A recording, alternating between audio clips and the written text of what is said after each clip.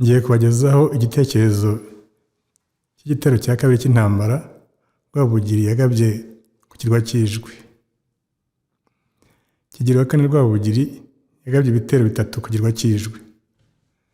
Nigeze kubabwira muri make uko icya mbere cyagenze. Ubu ngiye kubagezaho ku buryo burambuye ibyerekeranye n'igitero cya kabiri byabaye ducishije ahagana mu mwaka w'1880. Jyewe ugiye kukibagezaho ndi Prof Nkaka Raphael.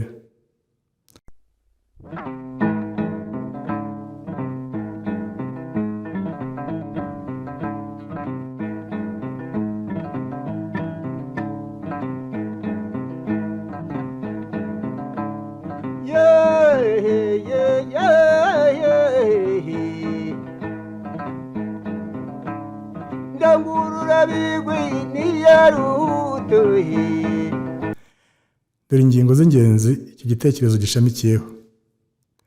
Ndabanza kubabwira imiterere y'ikirwa cy'Ijwi. Ingingo ya kabiri ndababwira isoko icyo gitekerezo, inkomoko yacyo n'impamvu yacyo. Ku ngingo ya gatatu ndabamenyesha igitekerezo nyirizina, ndakibasomera. Icya nyuma nicyo dusorezaho. Icya kane ni ukumenya iby'ingenzi twakwigira muri icyo gitekerezo. Duhere ku cya mbere, ikirwa cy'Ijwi ni ikirwa cya kabiri mu bunini mu birwa by'ibiyaga muri Afurika nyuma y'ikirwa cya Ukerewe mu kiyaga cya Victoria. Gifite ubuso bwa kilometero kare 340. Giherereye rwagati mu kiyaga cya Kivu, ku buryo ubu ngubu intera igitandukanya na Repubulika Iharanira Demokarasi ya Kongo n'u Rwanda ziri hafi kureshya. Ariko mu majyepfo yacyo hari kilometero 1 gusa igitandukanya n'ubutaka bw'u Rwanda.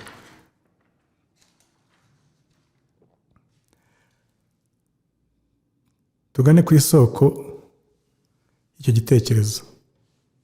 Ni ngombwa kumenya isoko y'ibyo tubabwira, ni ukuvuga inkomoko yabyo.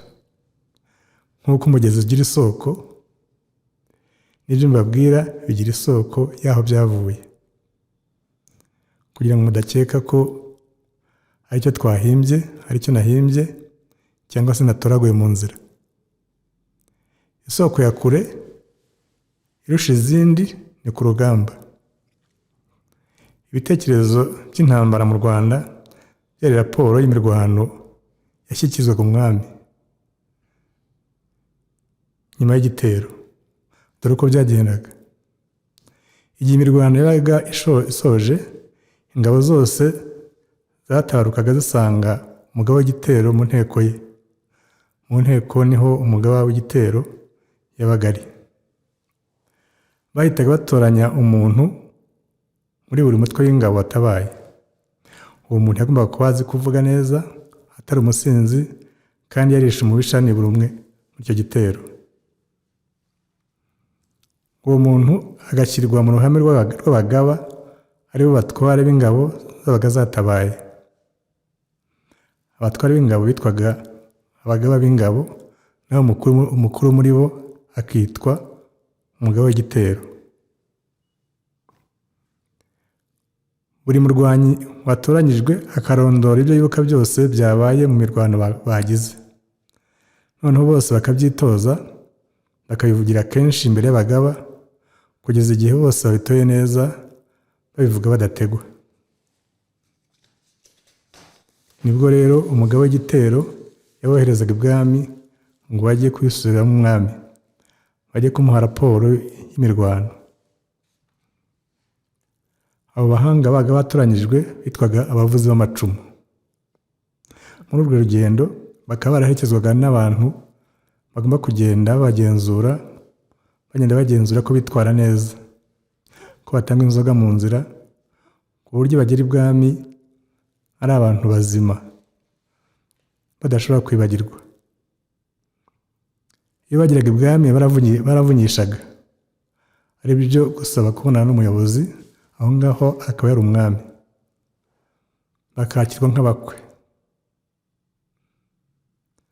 Hari n'abatware batatabaye, buri muvuzi w'amacumu agahaguruka akivuga akabagezaho rya somo yabonye ku rugamba. Abatekereza b'ibwami bari bafite uwo mwuga bakabifata mu mutwe, bakakira izo raporo, bagahugukira kwitoza kubisubiramo. Padiri Kagame tubikesha niwe wavuze ko bashimikiraga kwitoza ayo masomo, bakayahimbura ngo yashyiremo uturingusho two kuyaryoshya, bakarema igitekerezo batyo, ariko ishingiro benderaho byari byavuzwe n'abavuzi b'amacumu muri raporo y'igitero babaga bazaniye umwami. N'igitekerezo cy'igitero cya kabiri cyo ku Ijwi tugiye kubabwira ni uko cyaremwe.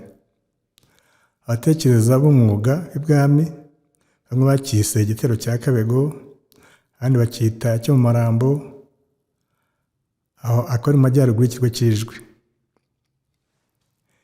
Gifite rero amazina atatu mu bitekerezo byo hambere. Igitekerezo cyandikishijwe Padiri Kagame na Nyamuhenda wa Kajeje.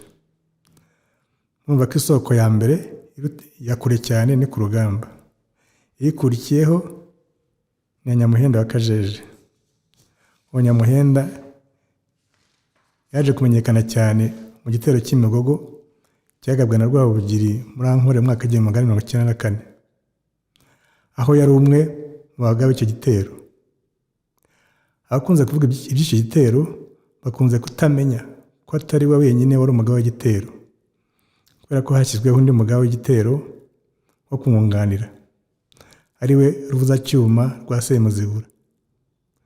Ruvuzacyuma rwa Semuzigura azwi cyane mu nanga yitwa Nyirabisabo. Bamugeretseho izina rya Mibambwe Mutabazi, ko ngo kera uwo mwami yigeze gutsinda Abanyoro. Nyamuhenda wa Kajeje yagiye yitwa Kigenda Barasa. Bateye rero abagabo babiri. Kuba hari abatabimenya ni uko atari ibintu bisanzwe ko igitero kigabwa n'abagabo babiri. Rwabugiri yabanje kwemeza Nyamuhenda, ariko bageze mu nzira mu gitero asanga igitero kiza kuba gikomeye cyane, umuntu umwe atashobora kukiyobora, nibwo yashyizeho uwa kabiri. Uwo Nyamuhenda akaba yari ingabo yo mu mutwe w'ingangurarugo mu itorero ry'Ibisumbizi, ariko akaba atari yaratabaye muri icyo gitero. Umutwe w'ingangurarugo wari umutwe ushinzwe kurinda urugo rw'umwami Rwabugiri, urugizwe n'amatorero 7 ariyo Ingangurarugo, Inshozamihigo, Isumizi, Irityaye, Intarindwa, Rwiriza, Abarashi n'Abarashi barwanishwaga na Rukara rwa Bishingwe. Uwo Nyamuhenda akaba yarabarizwaga mu itorero ry'Ibisumizi, bidakwiye kwitiranwa n'umutwe w'ingabo wa Ruganzu Ndori witwaga Ibisumizi. Icyo gitekerezo rero Padiri Kagame yacyandukuye muri mwaka w'1930, ntabwo mwaka muzi neza, ariko ni muri ibyo bihe, kuko yari ataraba padiri, kuko yari akiri umunyeshuri mu seminari nkuru ya Nyakibanda. Ntabwo Nyamuhenda yagize akamaro gusa mu kuyobora igitero cy'Imigogo, ahubwo akamaro mbona yagize kurushaho ni ukutumenyesha ibitekerezo by'intambara, kandi akabyandikisha batarabyibagirwa. Si we wenyine wabikoze, hari na Sezibera, Rutikanga, Kayijuka ka Nyantaba, bose bakaba bari abiru babaye ibwami kuva bakiri bato. Hari n'abandi ntarondora ubu ngubu barimo Sebaganji Babukwege, bari mu mutwe w'ingabo zitwaga Uruyange mu itorero ry'Indinda. Yari azi no guhanga ibyivugo. Ingabo za kera nazo zabagamo abahanzi n'abahanga mu bindi bitari kurwana gusa. Undi ntareka kuvuga ni Kamananga ka Sebajura, tumenyereye mu nanga yo muri iki kiganiro. Kamananga kuvuga ibitekerezo by'intambara. Niyo rero isoko y'igitekerezo ngiye kubasomera birumvikana ko ari ibyavuye ku ruhande rumwe rw'abarwanaga, kuko ntashoboye kumenya uko abanyejwi bo babivugaga. Nayo impamvu ngo kwari uguhorera umwami Ndahiro wa kabiri Cyamatare wishwe n'ingabo za Nsibura, bakemeza ko Nsibura ari umukurambere wa Kabego. Ariko kuba hari hashize imyaka amagana ibyo bibaye, hari ababona ko iyo mpamvu ishobora kuba atari ukuri. Kuva aho Kabego atsindiwe n'igitero cya Nyirakigeri, ari cyo gitero cya mbere nyine, Abanyarwanda bari kubuye agaruka ku ijwi, yigumiza gutegeka, ntiyayoboka u Rwanda, ntiyongera kohereza amakoro. Aho Kigeli wa kane Rwabugiri atabarukiye Butembo, akorera umuhango w'umuganura i Rubengera, awukora yarujuje umugambi wo kongera gutera ku ijwi. Ariko kugira ngo hatere yagombaga kuhatungura kubera ko abanyejwi bari bazi kurwanira mu mazi kurusha Abanyarwanda. Yagombaga rero kubatungura kugira ngo abashe kugera ku ijwi batamurashe. Umuntu yakeka ko yari yatangiye gutegura amato. Ayo mato yaragabanyijemo imitwe ine, ariko umutwe umwe niyo batekereza bari bakibuka, ugizwe n'amato yose yo mu Kivu cya ruguru y'abarobyi n'abasare bo mu Bugoyi no mu Byahi. Uwo mutwe wategekwaga na Mbonyi ya Mushunju, Umugoyi wari utuye ku Gisenyi.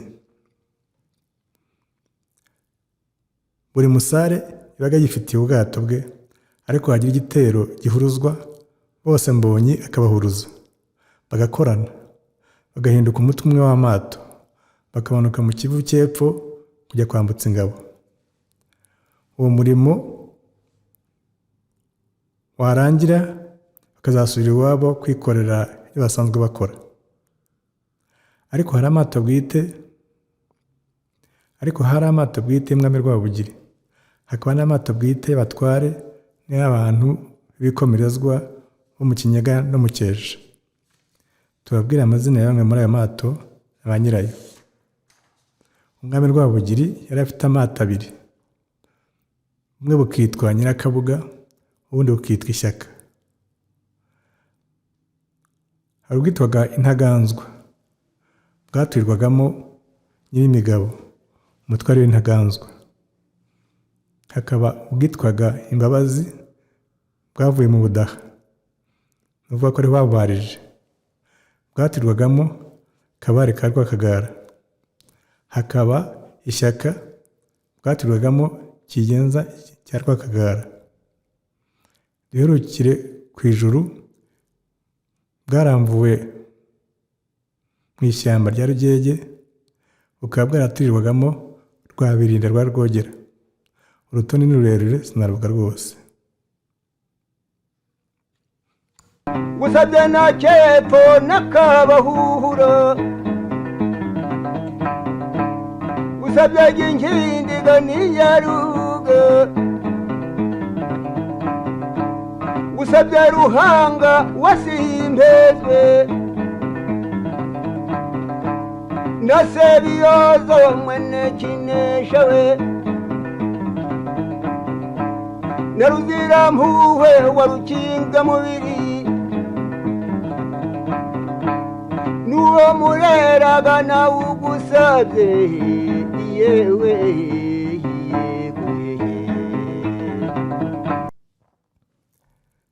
Dukomereze ku gitero nyirizina.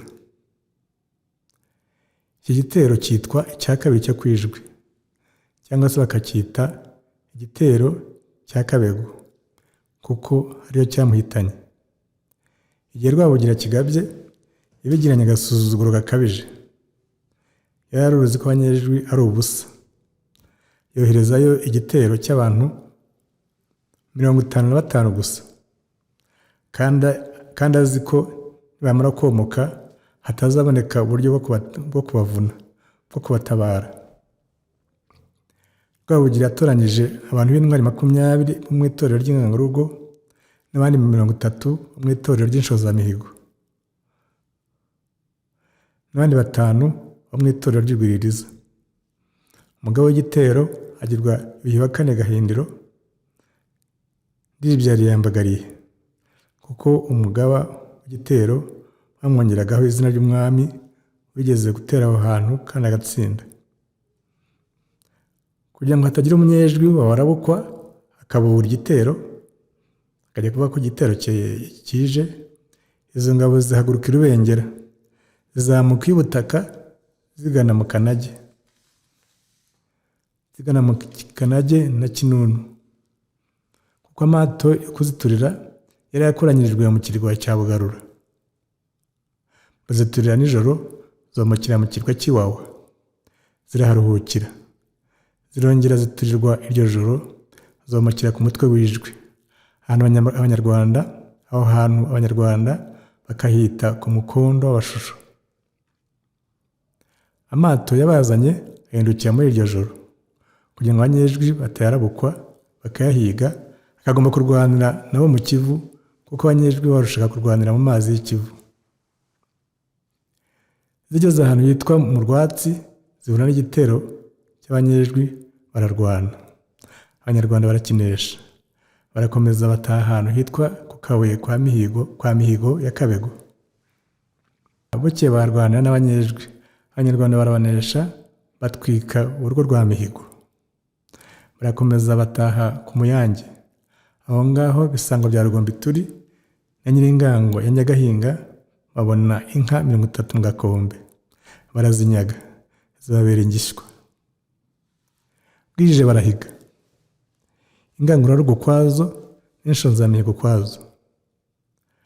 Kamanzi ka Mirimo umurwanisha w'inshozamihigo akagira inzoga mu gacuma, abwira itorero rye ati narushye ibyo guhora tugwa miswi, narambiwe guhora munganya n'ingangurarugo. Igihe bivugaga Sebushumba bwa Nyagahinga w'umungangurarugo akaba yari yaje kubumviriza, aragenda abikoza ingangurarugo, nazo rero zirana umugambi wa Kamanzi. Bukeye bumva impaka zirasuma, urumaka ni ihembe ry'inzovu abanyejwi bakoreshamo impanda mu mwanya abanyarwanda bavuza ihembe. Urumaka rusumira inyamikingo, urundi rusumira inyagacucu, urundi Karama. Izo ngabo z'abanyejwi zikaba zigabwe na Rugamba rwa Kabego. Barafatana biracika. Bigezeho Kamanzi ati Nshozamihigo navuze iki? Ngo bivuge atyo ingangurarugo zifata nk'ikimenyetso atanze, zirariduka ziroha mu Bashi zibakubita inshuro, ariko n'inshozamihigo zibigenza zityo, zibicamo abantu ishyano ryose, naho zo zikomerekamo abantu 3 gusa. Abashi baraneshwa. Uko baneshejwe uwo munsi ntibyahereye aho ngaho, ntabwo byarangiye, habaye n'izindi ngamba. Abashi barimo umuntu w'intwari witwaga Burasa. Igihe yari kumwe na murumuna we mu nteko yabo bahagurutse kujya ku rugamba, abura inteko y'Abanyarwanda imunutsemo Rutuku rwa Sayinzoga. Rutuku wo koko ngo yari inzobe akagira utuguru tw'imitego. Burasa abonye aje ku rugamba, aje kubarwanya, afata murumuna we amubuza kurujyaho, aramubwira ati uriya mugabo w'udutego ni mubi cyane, rero twararwanye aduteza icyorezo. Ibyo bikaba byarongereweho mu gitekerezo ubwo umunyejwi Burasa yinjizwaga mu ngabo za Rwabugiri mu rwego rwo guhuza ingabo zatsinzwe n'izatsinze nyuma Ruganwa. Amaherezo izo ngabo zombi zigira ahantu h'imfungane hitwa Munyankavu, hagati y'ikirwa cy'Ijwi. Aho hantu h'umubuga hakaba ishyamba, ntihakagire uburyo bwo gukikirwa ngo ace umubuga ku ruhande. Abashi baraharindira, babuza Abanyarwanda guhita. Ubu Burasa aharwanira na Nturo y'Abacondo, baterana amacumu. Nturo asumbya Burasa ikirere, amukomeretsa mu ijosi. Burasa arakuka ava ku rugamba. Hanyuma aho ijwi rimariye kuyoboka, Nturo uwo nguwo yagize amakuba kuri Rwabugiri, amunyaga inka ze, maze azikuramo imfizi ayiha Burasa umunyejwi. Burasa arayanga, ati yanesheje muri Nyankwavu si jye watwaye imfizi ye. Bagejeje aho ngaho rero, Abanyarwanda ntibaba bagishoboye gukomeza, bagandika aho bari bageze. N'Abashi bagandika hakurya yabo, byigumiraho. Abanyarwanda bitaga Abashi abatuye aho mu kigo cya Kivu bose badatoranyije. Ubundi Abanyejwi ntabwo ari Abashi. Bavuga ko byamaze amezi 2. I Rwanda rero baheba amakuru y'ingabo, babona ko zapfiriye gushira. Rwabugiri bimutera agahinda katavugwa, ngo yarababaye cyane, agira impungenge nyinshi z'uko ingabo zaba zarashize. Nibwo Mucuma wa Rwampembwe, akaba yari umugore wa Rwabugiri, umwe mu bagore wa Rwabugiri, ahimbye inanga yo kumuhoza, inanga yitwa Wibabara. Naho Rwampembwe uwo nguwo tuvuga yari umuhungu wa Nkusi mwene Yuhi Gahindiro, umwami wa Rubanda. Ntabwo nashoboye kumenya umurya w'iyo nanga, ariko amagambo avugwamo yarashoboye kumenyekana. Iyo nanga iravuga ngo wibabara mutababara, wabyirutse uri inyamibwa. Wibabara, wibabazwa n'izaciye Kinunu zizaza, wibabazwa n'izaciye mu Marambo zizaza, wibabazwa n'izateye Umuyange zizaza, wibabazwa n'intangura babisha hazaza. Ubu ni igisingizo cya Ndiribyariyambagariye. Wibabazwa na Nyamuhingura hazaza, uwo ni Kamanzi ka Mirimo tumaze kuvuga mu kanya. Wibabazwa n'inkaka inigabana gusa hazaza, uwo akaba ari Nyiringango ya Nyagahinga. Wibabazwa na Rwakirenga hazaza, uwo nguwo akaba ari Kinigamazi cya Kabatende. Wibabazwa n'impimbara abarwanyi hazaza, akaba ari Rwanduha rwa Ndwanyi. Wibabazwa na Ruhamanya rw'umukwiye hazaza, uwo nguwo akaba ari Ntizimira ya Musuhuke. Wibabazwa na Rutabaruka rw'amahanga. Wibabazwa na Rwadukana kurinda hazaza, uwo ni Bicaho bya Ndungutse. Ati wibabazwa na Rwamukore hazaza, uwo ni Rubi rwa Kayiro. Wibabazwa na Nyamukubita inshuro agahina hazaza, uwo akaba ari Rutsindura rwa Nyamugabo. Ati wibabazwa na Ruhangarizamitwe hazaza, uwo nguwo akaba ari Ibisango bya Rugombituri. Wibabazwa n'Icyaha babisha hazaza, n'Imbwana ya Bidaga. Wibabazwa na Ruyenzi rw'Ivumbi hazaza, uwo akaba ari Murinzi.